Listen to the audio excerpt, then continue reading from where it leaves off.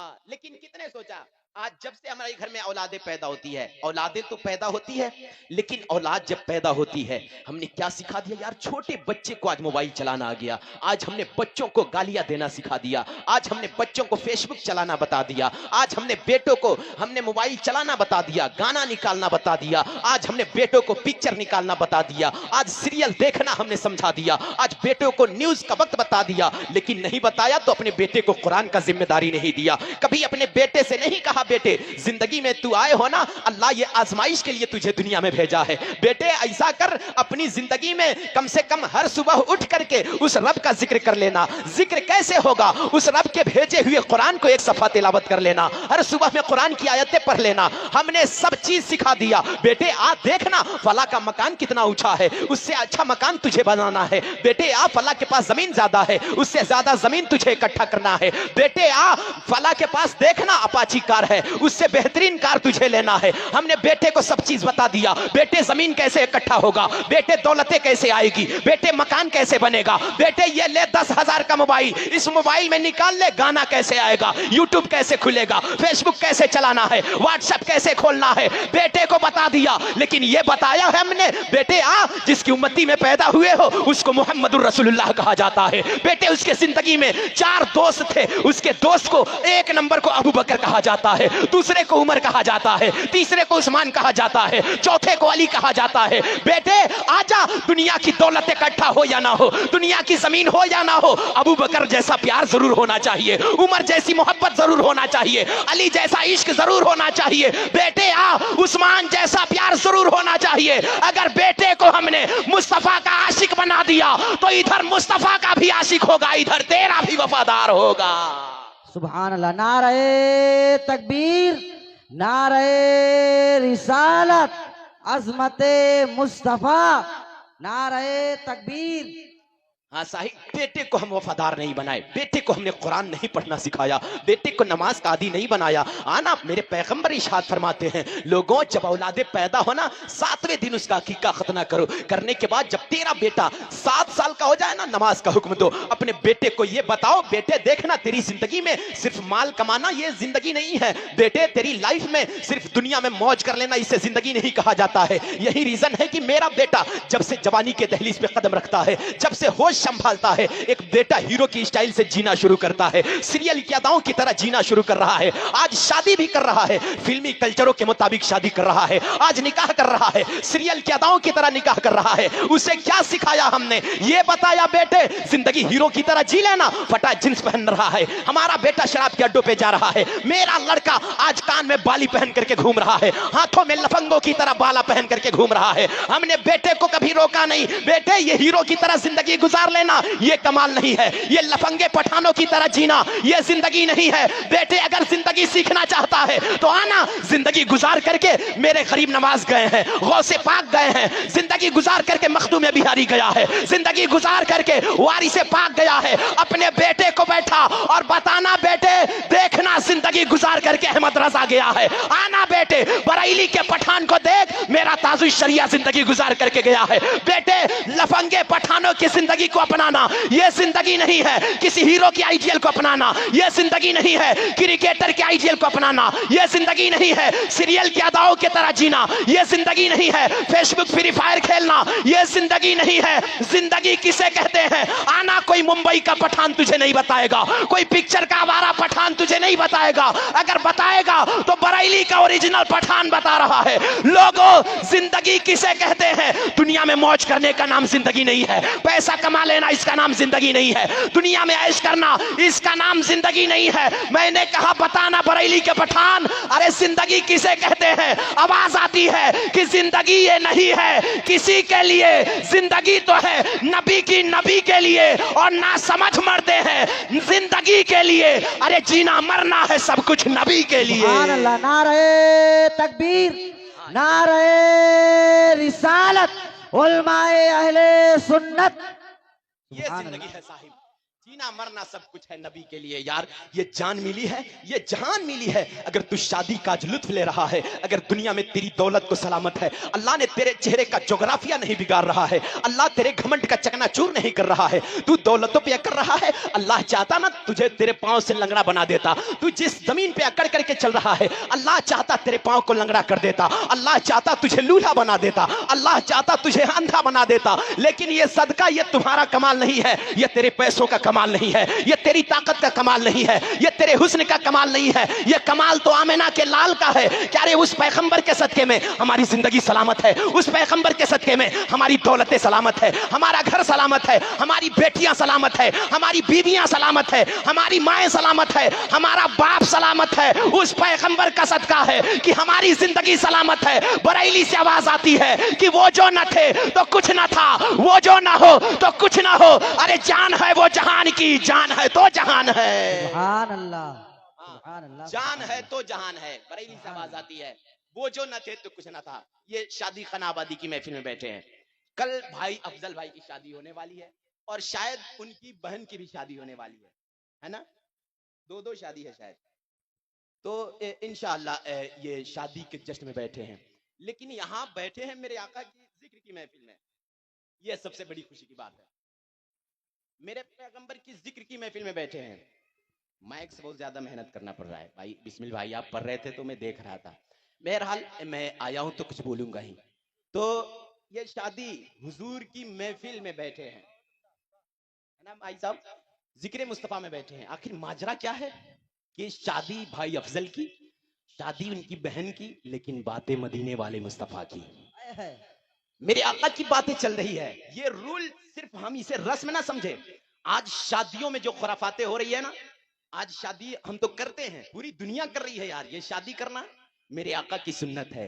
यही रीजन है कि पूरी कायनात अपना रही है, पूरी दुनिया एक्सेप्ट कर रही है। आज हम सोचते होंगे सिर्फ वैशाली का रूल है।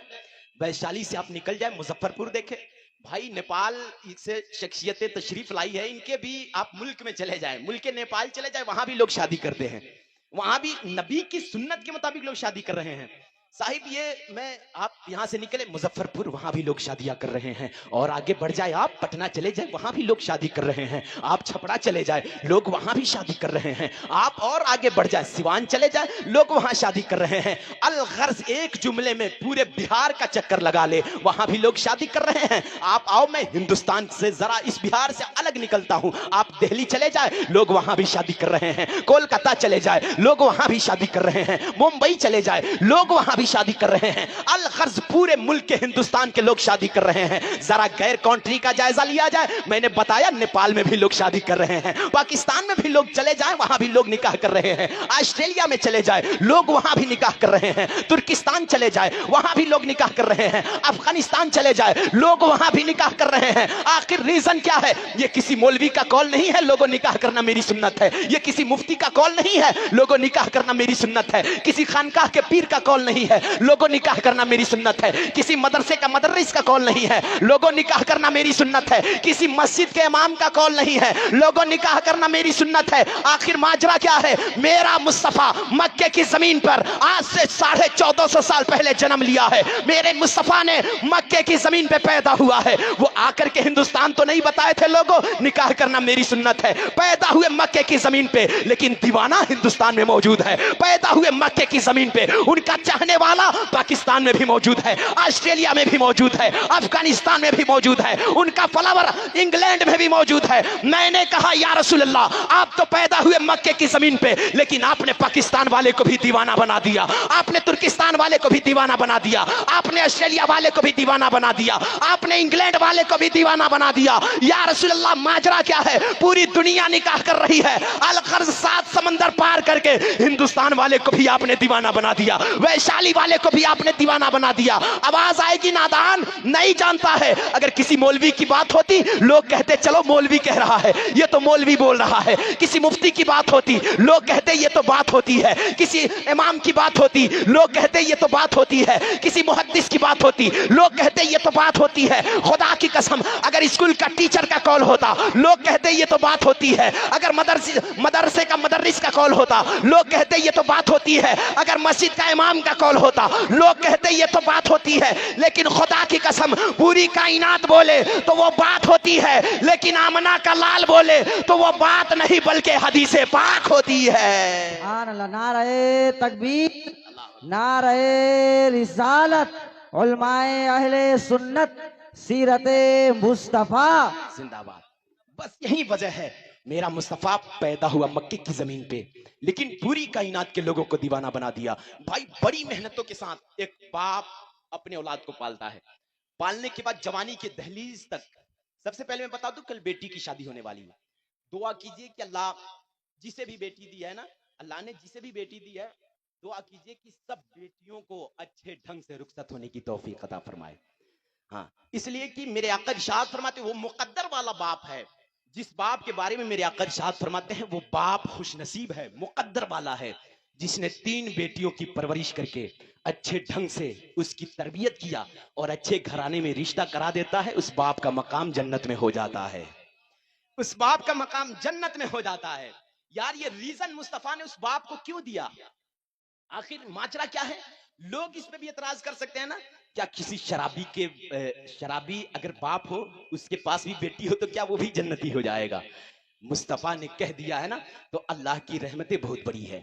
अल्लाह के महबूब फरमाते हैं जिसने बेटियों की परवरिश करके अच्छे ढंग से अच्छे घराने में रिश्ता कर देता है, उस बाप का मकाम जन्नत में हो जाता है। साहिब जानते हैं इसका मामला क्या है? आज तो लोग बेटियों के ये शादी में इतना हमने मुश्किल कर रखा है बेटियों की शादी को। मुस्तफ़ा जिसे रहमत बता रहे हैं, जिस बेटी के बाप को जन्नत होने का ठिकाना बता रहे हैं, जिस मुस्तफ़ा ने बेटी के बाप को जन्नत जाने की जमानत दे रहे हैं, वो उस बाप को आज हम सता रहे हैं, उस बाप को हम रुला रहे हैं। साहिब माजरा क्या है? आज बेटियों को लोग देखने जा रहे हैं, 50 आदमी की टोली जा रही है। क्यों? आज मेरे बेटे की शादी है। उस बाप को क्या पता यार, जिस बाप ने एक औलाद को पालता है बड़ी नाजो नयाज के साथ, एक बेटे को एक बाप पाल रहा है, एक बेटे को अच्छे तालीम दिया, अच्छे स्कूल कॉलेज में एडमिशन दिया, इंटर कराया, मैट्रिक कराया, एमए कराया, एमबीबीएस पढ़ाया, बेटे को डॉक्टर बनाया, इंजीनियर बनाया। लेकिन वो बाप के पास माल था, इतना माल था कि बेटे को इंजीनियर बना दिया, डॉक्टर बना दिया, कलेक्टर बना दिया। लेकिन मैं कहना चाहूंगा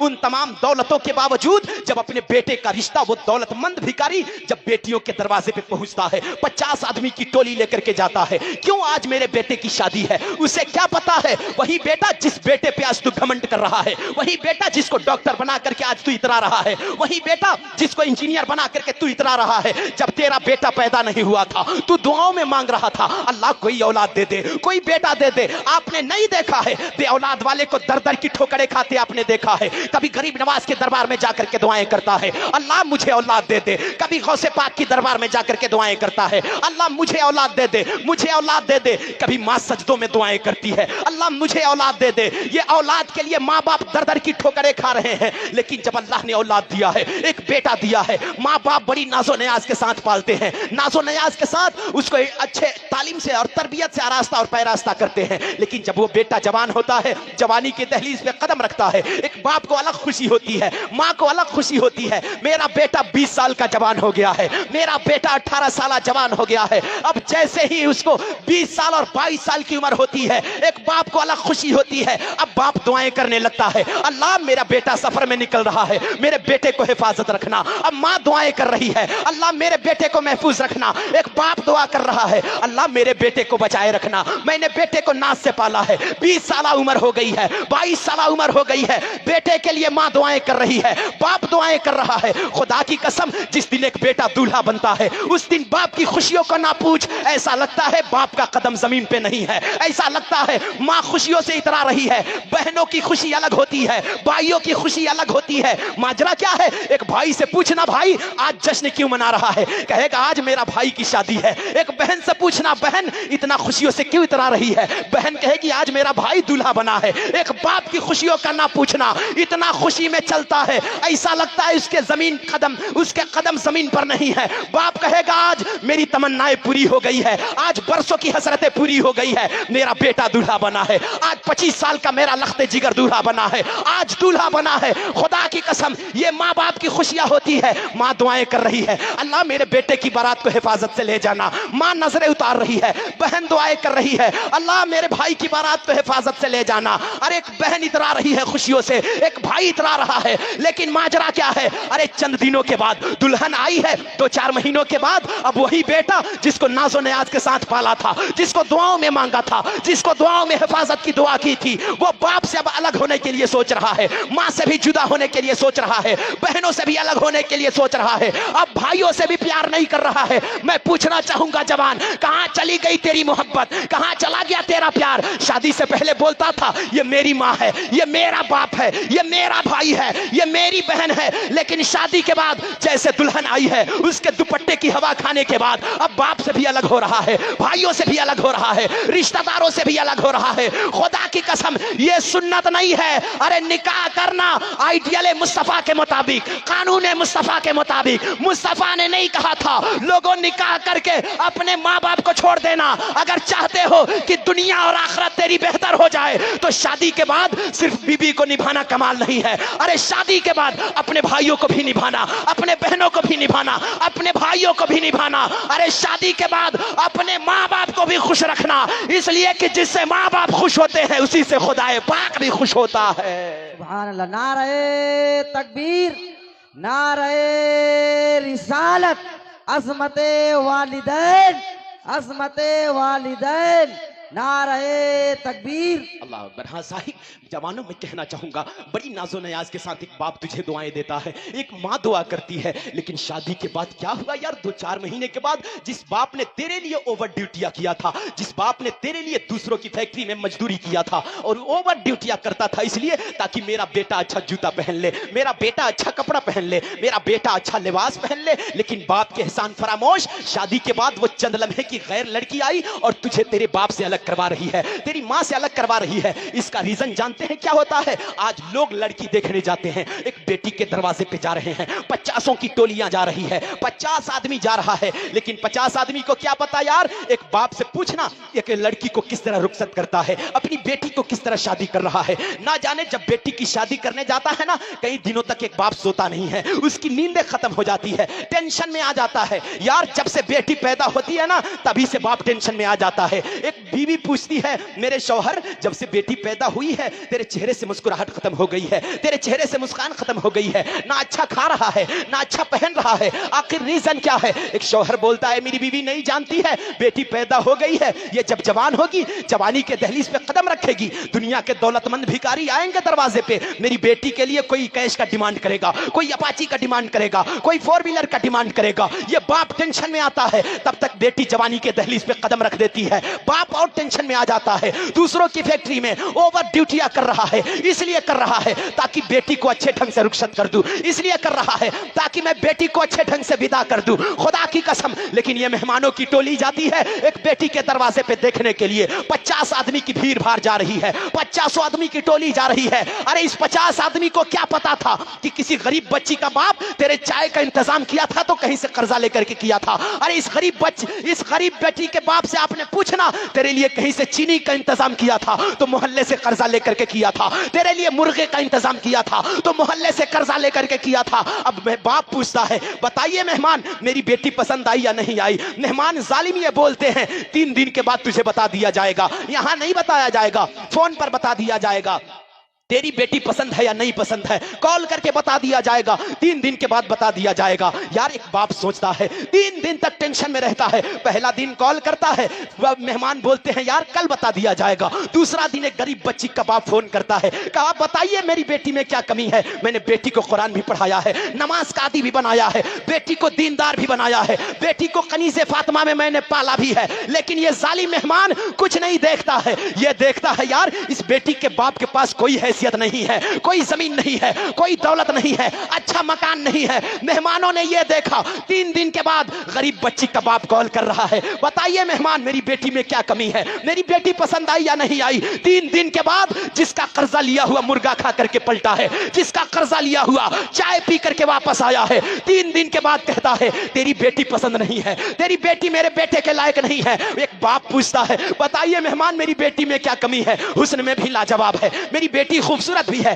मेरी बेटी कुरान भी जानती है, मेरी बेटी नमाज भी पढ़ती है, लेकिन जालिम मेहमान बोलता है तेरी औकात नहीं है, तेरे पास दौलत नहीं है, तेरे पास जमीन जायदाद नहीं है, तेरा घर अच्छा नहीं है, ये बता मेरे हैसियत के लायक तू नहीं है, हम लोग कैश का डिमांड करेंगे, तू नहीं दे सकता है, तू अपाची नहीं दे सकता है, 4 व्हीलर नहीं दे सकता है। एक गरीब बच्ची का बाप रोने लगता है, बिरकने लगता है। खुदा की कसम मैं पूछना चाहूंगा, जिस बाप को मुस्तफा ने जन्नत जाने की जमानत दी है, उस गरीब बाप को हम रुला रहे हैं, उस गरीब बेटी के बाप को हम सता रहे हैं। खुदा की कसम, आज कितना हो बड़ा तू दुनिया का इंसान हो जा, कितना हो दौलतमंद हो जा, कितना हो बड़ा नमाजी हो जा, वक्त का हाजी हो जा, अगर तुझसे तेरे कौम के गरीब खुश नहीं है तो अल्लाह भी खुश नहीं होगा।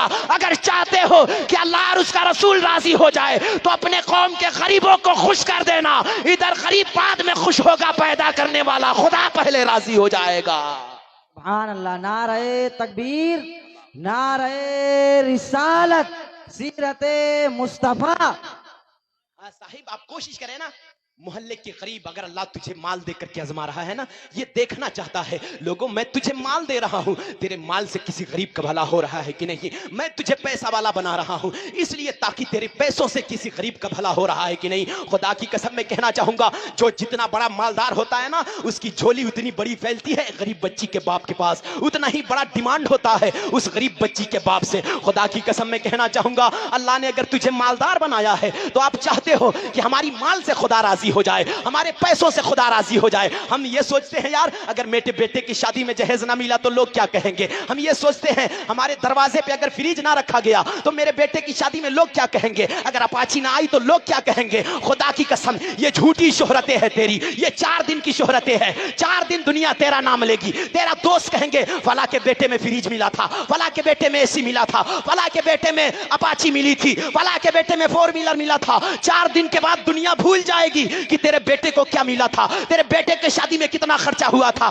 4 दिनों के बाद दुनिया फरामोश कर देगी। लेकिन तुझे पता नहीं है अल्लाह ने जो फरिश्तों को मुकर्रर कर रखा है, हमारी एक्टिविटीज को नोट करने के लिए रखा है, सोचना ये फरिश्ते नोट कर रहे हैं और ये लिख रहे हैं, लिखेंगे। बता अल्लाह देखना जब पन्ना पलट करके मैदान हश्र में दिखाएंगे, अल्लाह देख ये अपने बेटे की शादी किया था, तू तो बोलता था बेटियों की रहमत, अल्लाह तूने तो बेटियों को रहमत बना करके भेजा था, लेकिन इसने बेटियों पे जुल्म किया था, बेटियों के बाप को सताया था। अल्लाह फरमाएगा फरिश्तों हुआ क्या है, फरिश्ते पन्ना पलट करके दिखाएंगे, कहेंगे अल्लाह देखना तूने इसको बेटा दिया था, अपने बेटे पे कर रहा था, जब बेटे की शादी की थी इसने अपाची का डिमांड किया था, इसने 4 व्हीलर का डिमांड किया था, इसने गरीब बच्ची के बाप को सताया था। फिर फरिश्ते पन्ना पलट करके दिखाएंगे, अल्लाह देखना जरा गरीब बच्ची के बाप का हालात देख ले। अल्लाह एक गरीब बच्ची का बाप इस बेटे के लिए जहेज का इंतजाम किया था तो अपना मकान बेच करके जहेज का इंतजाम किया था, किसी ने दुकान बेच करके जहेज का इंतजाम किया था, किसी ने जमीन बेच करके जहेज का इंतजाम किया था। फिर अल्लाह फरमाएगा फरिश्तों ऐसा करो, जिसने मेरे बंदों पे जुल्म करके आया है इसे घिसेट करके जहन्नम में ले जाओ, इसलिए कि जो मेरे बंदे का वफादार नहीं हो सकता है वो खुदा का भी वफादार नहीं हो सकता है। अल्लाह फरमाएगा नारे रिसालत, मसलके आला हजरत, फैजाने सरकारे सुल्काही, जश्ने शादी खाना आबादी, उलमाए अहले सुन्नत जिंदाबाद। नारे तकबीर, नारे रिसालत।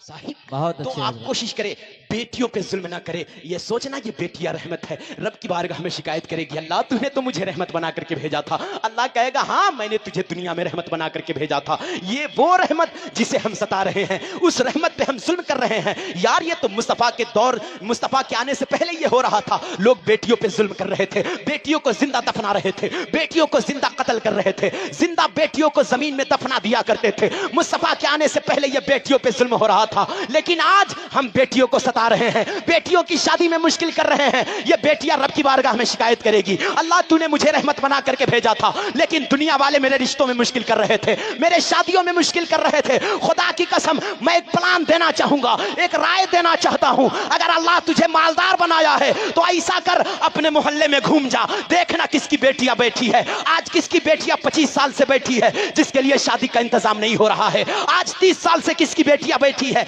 जिसके बाल सफेद हो रहे हैं। आज आज तक रिश्तों का इंतजाम नहीं हुआ है, आज तक कोई रिश्ता लेकर के नहीं आया है। घूम जा अपने बस्ती में, देख ले किसकी बेटियां गरीब है, अपने बेटे को लेकर के चला जा, उस गरीब से कहना आजा, टेंशन ना ले, मुझे एक पैसा ना देना, अल्लाह ने मुझे मालदार बनाया है, अल्लाह ने मुझे दौलत दिया है। ऐ गरीब बच्ची का बाप, टेंशन ना ले, आप मेरे बेटे से अपनी बेटी का रिश्ता करा दे। खुदा की कसम ये तेरा जुमला होगा। अगर अपने बेटे से शादी नहीं करा सकता है, अपने मोहल्ले में घूम जा, देख कि इसकी बेटियां गरीबी की वजह से बैठी है, जा उस बाप के पास, सिर्फ खाने की नियत से ना जाना, उसका पिंडाल देखने ना जाना, उसका बिरयानी देखने ना जाना, उसका इंतजाम देखने ना जाना, उस गरीब बच्ची के पास चला जा और जाके कहना बाप टेंशन ना ले, अल्लाह ने मुझे मालदार बनाया है, ये चंद पैसा उसके हाथ में थमा देना। खुदा की कसम कहना ले, अपनी बेटी का जहेज का इंतजाम कर, अपनी बेटी की शादी का इंतजाम कर, अपनी बेटी का रिश्तों का इंतजाम कर। खुदा की कसम ये चंद पैसा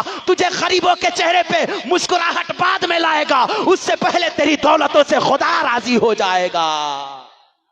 हाँ, ऐसा कर, अल्लाह मालदार बनाया है तो ऐसा करना, दौलत को मिसयूज ना कर, गलत यूज ना कर, वरना साहिब ये दौलत तुझे जहन्नम की तरफ ले जाएगी। अगर दौलत को तुमने गलत मिसयूज किया, गलत इस्तेमाल किया, ये जहन्नम की तरफ ले जाएगी। अगर चाहते हो ना अल्लाह की जन्नत, तो अपनी दौलतों से भी अल्लाह की जन्नत खरीद सकता है। शर्त यह है कि आज हमने शादियों में बड़ी मुश्किल कर रखा है। आज शादियों में तो आज हम कोशिश करें अपनी शादियों में, 5 मिनट मेरे पास है तो आप कोशिश करें, साहिब मेरे आका इरशाद फरमाते हैं, ये हम तो रिश्ता करना शुरू किए हैं दौलत और माल की बुनियाद पे, ये हमारा मियार हो गया है ना। आज जो जितना बड़ा मालदार होता है उतना ही बड़ा मालदार लड़की ढूंढता है। हम ये सोचते हैं कि अगर हमारा लेवल हाई है ना, तो हम मेहमानों से कहते हैं जाना तो हमसे भी हाई लड़की देखना, जो हमारे मुकाबले से भी ऊंची हो, उसके पास ज्यादा दौलत हो, जमीन हो। हमने जमीन और जायदाद की बुनियाद पर निकाह करना शुरू किया है, जिसका रीजन ये होता है हमने दौलत देख करके तो निकाह कर दिया। ये मुस्तफा का फरमान नहीं है। मेरे आका इरशाद फरमाते हैं जब कोई शादी करने का इरादा करे तो 4 चीजों की बुनियाद पे निकाह करे।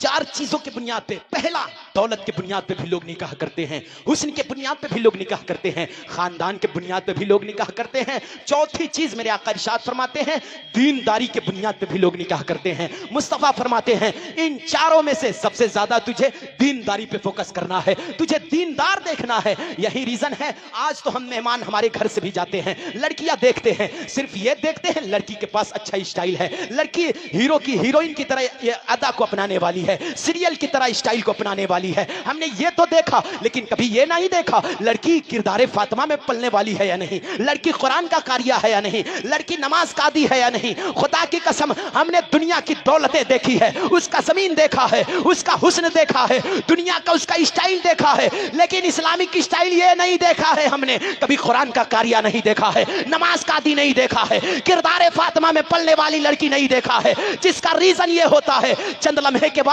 ना ससुर का रिस्पेक्ट कर रही है, ना सास की इज्जत कर रही है, ना घर में किसी की इज्जत कर रही है। अरे तूने तो दौलत देख करके लाया है, तूने इंग्लिश मीडियम से पढ़ा लिखा लाया है, MBBS लाया है, डॉक्टर लाया है। खुदा की कसम मैं कहना चाहूंगा मुस्तफा ने फरमाया था अरे दौलत बाद में देखना, हुस्न बाद में देखना, खानदान बाद में देखना, पहले ये देखना किरदारे फातिमा में पलने वाली लड़की है या नहीं, कुरान का कारी है या नहीं। जब ऐसी लड़की तेरे घर में आएगी तो तेरे घर में झगड़ा फसाद नहीं होगा, तेरे घर में मोबाइल नहीं चलेंगे, तेरे घर में आवारा औलादे पैदा ना होगी, तेरे घर में तिलावत कुरान होगा, नमाज का आदी होगा, तेरा घर जन्नती होगा, तेरा कल्चर जन्नती होगा। और जब वो लड़की नमाज पढ़ के दुआ करेगी अल्लाह इस घर में बरकतें दे दे, खुदा की कसम उसका हाथ नीचे बाद में आएगा, उससे पहले अल्लाह की रहमतें तेरे घर में उतार दी जाएगी। अल्लाह, नारे तकबीर, नारे रिसालत, मसलके आला हजरत, नारे तकबीर। दीनदार देखने की जरूरत है। और आखिरी बात कर दूं, दीनदार लड़की हो, मेरे आका इरशाद फरमाते हैं जब लड़की अच्छी आ जाती है ना, अच्छी का मतलब दीनदार, सीरत फातिमा वाली लड़की जब आपके घर में आ जाएगी ना तो आपके घर को जन्नत बना देती है। हाँ, और दीनदार लड़का भी तलाश करे। आखिरी बात है मेरी, क्योंकि मेरा वक्त भी हो जाएगा। दीनदार लड़का भी देखे। बड़े मशहूर वली का नाम हजरत सईद इब्ने मुसैब, उनके वक्त में एक बादशाह रहता था मरवान, वो वक्त का बादशाह था। आया अपने बेटे का रिश्ता लेकर सईद इब्ने मुसैब की बारगाह में, कहा मैंने सुना है आपके पास बेटी है, हसीनो जमील है, खूबसूरत है। और जानते हैं सईद इब्ने मुसैयब की बेटी नेक थी, परहेजगार थी, पढ़ी लिखी, सीरत फातिमा में पढ़ने वाली, नमाज का आदी, कुरान का कारिया। लेकिन वो वक्त का बादशाह आ रहा है, मरवान आ रहा है।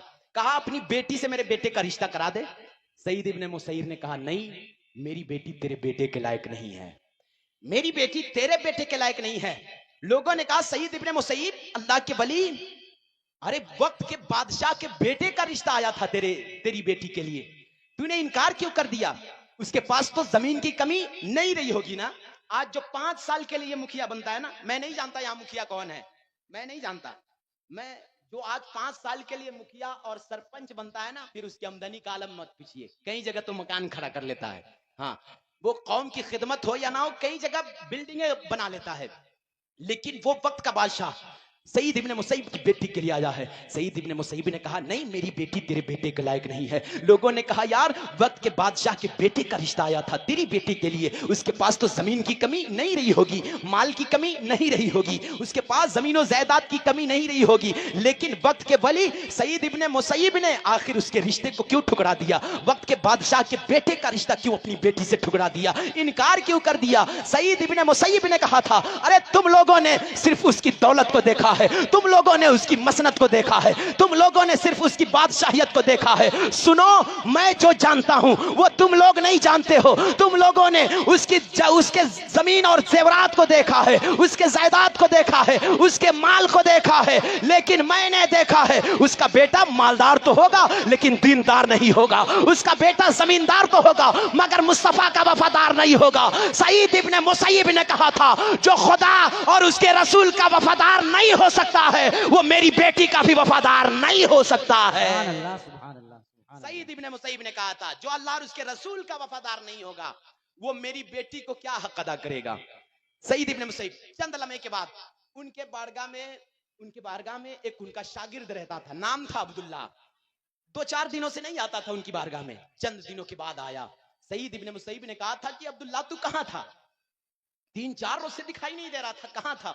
अब्दुल्ला ने कहा कि हुजूर मेरी बीवी का इंतकाल हो गया था, मैं अपनी बीवी के कफन और दफन में लगा हुआ था, मैं अपनी बीवी को कफनाने दफनाने में लगा था, 3-4 दिन से टेंशन में था। सईद इब्ने मुसैयब ने कहा था क्या तेरी बीवी का इंतकाल हो गया?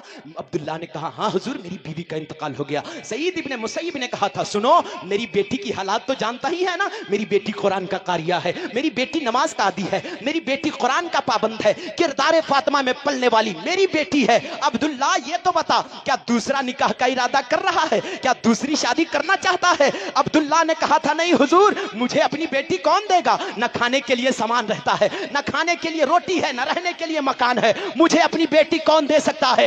ये अब्दुल्ला ने कहा था। सईद इब्ने मुसैयब के शागिर्द ने कहा था हुजूर मुझे अपनी बेटी कौन देगा? अरे वो वक्त के सईद इब्ने मुसैयब ने कहा था अब्दुल्ला टेंशन ना ले, टेंशन क्यों लेता है, मेरी बेटी हसीनो जमील है, कुरान का कारिया है, नमाज का आदी है, अगर इजाजत दे रहा है तो मैं अपनी बेटी से तेरा रिश्ता करा देता हूं, खुदा की कसम। अब्दुल्ला ने मुस्कुराया। सईद इब्ने मुसैयब ने अपनी बेटी का रिश्ता अरे उस अब्दुल्ला से करा करके फरमाया था लोगों देखो ये सईद इब्ने मुसैयब नमाज का आदी है, कुरान का पाबंद है, ये दीनदार है। ये सईद इब्ने मुसैयब ने कहा था ये मेरा शागिर्द अब्दुल्ला ये खुदा वाला भी है, मुस्तफा वाला भी है, जो खुदा और उसके रसूल का हक अदा कर सकता है वो मेरी बेटी को भी जिंदगी भर निभा के दिखाएगा।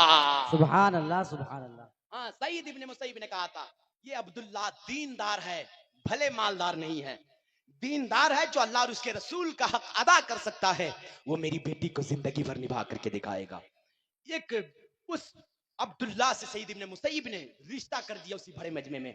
लेकिन आज हमने दौलत को बना रखा है, हुस्न को हमने जरिया बना रखा है, आज जमीन को हमने शादी का जरिया बना रखा है। मुस्तफा ने फरमाया था लोगों इन चारों में से सबसे ज्यादा फोकस तुझे दीनदारी पे देना है, देख लेना कौन दीनदार है। आज हमने ये भी देखा अगर हमारे पास लड़की हो, लड़का का आमदनी देखते हैं, लड़का 50,000 कमा रहा है, लड़का 60,000 कमा रहा है। एक बाप सोचता है चलो यार लड़का 50,000 की सैलरी कमाता है, मेरी बेटी उसके साथ मेरी बेटी उसके साथ सुख से रहेगी, रिश्ता करने के लिए तैयार हो जाता है। लेकिन उसे पता नहीं यार, जो 50,000 का कमा रहा है वही ज्यादा शराब का आदी होगा, कहीं जुआ के अड्डों पे तो नहीं जाता होगा, कहीं ऑर्केस्ट्रा की महफिलों में तो नहीं रहता होगा, कहीं हीरो की नकल तो नहीं करता होगा, कहीं सीरियल की अदाओं की तरह तो नहीं जीता होगा, कहीं फटा पैंट तो नहीं पहनता होगा, कहीं शराब के नशे में तेरी बेटी को तो नहीं सताएगा, कहीं जुआ के नशे में तेरी बेटी को तो बर्बाद नहीं करेगा। खुदा की कसम, सिर्फ पैसा ना देख, 50,000 कमा रहा है इसलिए कि तेरी बेटी पैसों से सुकून नहीं पाती है, बेटी तो मुस्तफा के शरीयत से सुकून पाती है। जिस घर में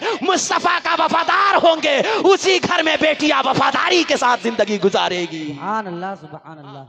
तो सिर्फ पैसों को बुनियाद ना बनाए, ये देखे अगर लड़का ही तलाश करना है, दीनदार देखना है, देखे नमाज का पाबंद, कुरान का कारिया, नमाज, अल्लाह और उसके रसूल का वफादार। खुदा की कसम, जो अल्लाह और उसके रसूल का वफादार होगा वो तेरी बेटी का भी वफादार बनेगा।